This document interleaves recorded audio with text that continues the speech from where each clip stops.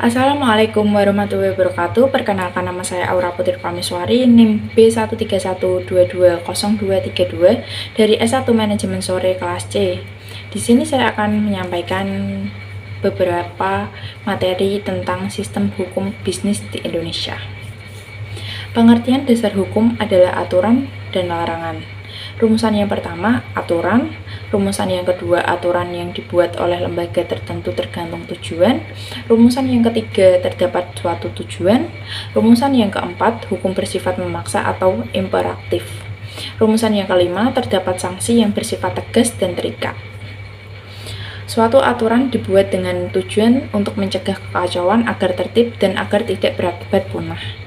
Aturan itu ada dari semua sektor bidang dengan aturan yang berbeda-beda. Sasaran hukum bisnis adalah kegiatan ekonomisnya seperti perdagangan, jasa, dan industri. Yang pertama, jasa. Jasa menitik beratkan pada pelayanannya. Yang kedua, perdagangan. Perdagangan menitik beratkan pada produksi atau commerce. Yang ketiga, industri. Industri adalah menghasilkan barang. Perbedaan hukum dan hukum bisnis adalah hukum bersifat universal atau menyeluruh, hukum bisnis bersifat spesifik dari sektor ekonomi atau bisnisnya saja. Sumber hukum ada 6, yaitu yang pertama, 1. Peraturan perundang-undangan bersurat yang bersifat mengikat imperatif oleh badan tertentu. Yang kedua, kebiasaan. Adanya kebiasaan yang ada di masyarakat yang menimbulkan keyakinan. Yang ketiga, jurisprudensi adalah putusan yang sifatnya terdahulu dan dijadikan rujukan diikuti oleh hakim-hakim berikutnya dalam menghadapi kasus-kasus yang sama. Yang keempat, perjanjian terjadi suatu hubungan hukum dengan keputusan atau konsensus. Yang kelima, traktat atau perjanjian antara dua negara atau perjanjian internasional yang bersifat multilateral jika dua belah pihak bersifat bilateral. Yang keenam, doktrinasi atau pendapat ahli adalah rujukan dari suatu pendapat hukum sebagai dasar penyelesaian masalah.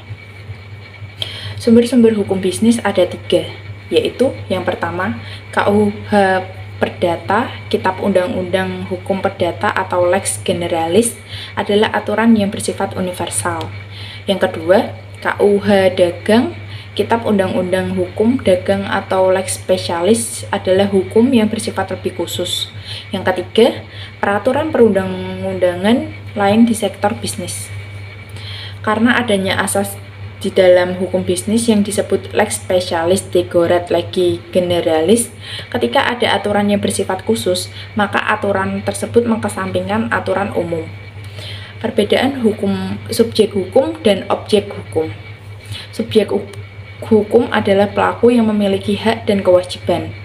Pelaku subjek hukum ada 2, yaitu yang pertama manusia, yang kedua badan usaha. Badan usaha yang berstatus berbadan hukum, yang contohnya PT atau perseroan terbatas, yayasan, dan koperasi.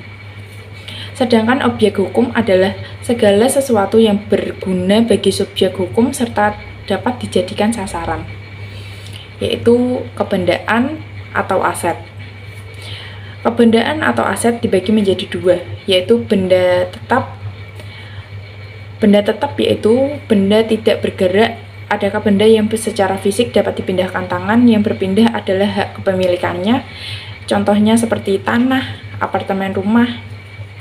Yang kedua, benda tidak tetap atau benda bergerak. Material atau tidak berwujud seperti merek yang tidak berwujud adalah haknya dapat dipindahkan tangan melalui perjanjian atau waralaba atau piutang. Benda dibagi karena 4 alasan, yaitu yang pertama benzit atau kedudukan berkuasa, yang kedua lavering atau penyerahan, yang ketiga verjaring atau kadaluarsa, yang keempat baswaring atau benda sebagai jaminan utang. Benda tetap ada daluarsanya dan benda tidak tetap tidak ada daluarsanya.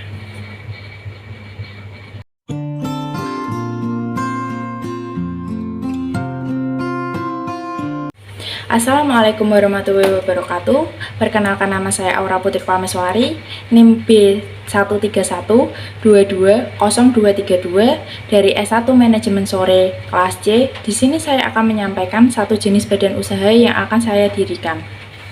Saya akan mendirikan sebuah koperasi. Alasan saya memilih mendirikan koperasi dibandingkan badan usaha lainnya dikarenakan koperasi menjunjung asas kekeluargaan yang tinggi dan saya ingin meningkatkan kehidupan ekonomi anggota koperasi maupun masyarakat yang ada di sekitarnya. Koperasi yang akan saya dirikan bergerak di bidang serba usaha yang menyediakan kebutuhan konsumen dan menyediakan simpan pinjam. Dasar hukum koperasi yang saya ingin dirikan diatur dalam Undang-Undang Nomor 25 Tahun 1992 tentang perkoperasian dan perubahannya.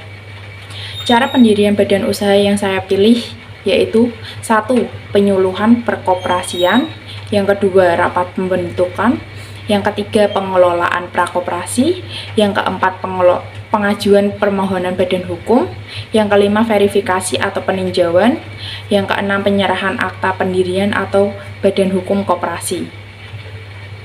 Kepemilikan modal koperasi yang saya ingin dirikan yaitu berdasarkan perjanjian antara pihak koperasi dengan pemodal. Struktur organisasi tersusun dari rapat anggota, pengurus, dan pengawas.